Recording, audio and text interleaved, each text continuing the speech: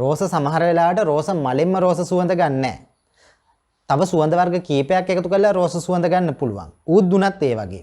ඒ කියන්නේ ඔරිජිනල් ඌද් තියෙන්න පුළුවන්. ඒ වගේම ඌද් ටයිප් එකේ අකෝඩ් එකක් තියෙන්න පුළුවන්. ඒ කියන්නේ තව සුවඳ වර්ග කීපයක් එකතු කරලා ඌද් සුවඳට සමාන සුවඳක් එන විදිහට හදපු සුවඳක් තියෙන්න පුළුවන්. ඒ වගේ සුවඳවල් අපි අකෝඩ්ස් කියලා හඳුන්වනවා. හැබැයි ඉතින් ඇරේබියන් ඌද් කියන්නේ සාමාන්‍යයෙන් උසස්ම essential oil පාවිච්චි කරලා හොඳම තත්වයෙන් perfume නිෂ්පාදනය කරන perfume house එකක්.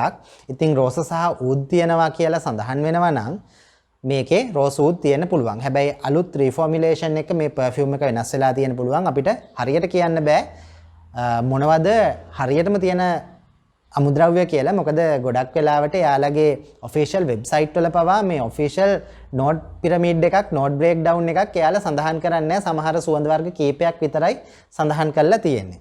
හැබැයි සුවඳින් ගත්තොත් මේක අර typical rose oud combo එකක්.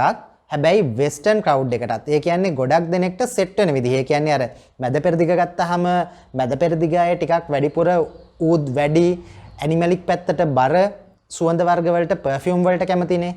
ඒක සමහර වෙලාවට අපිට හරිය නැත්තම් වෙනත් බටහිර රටක කෙනෙක්ට set නොවෙන්න පුළුවන්.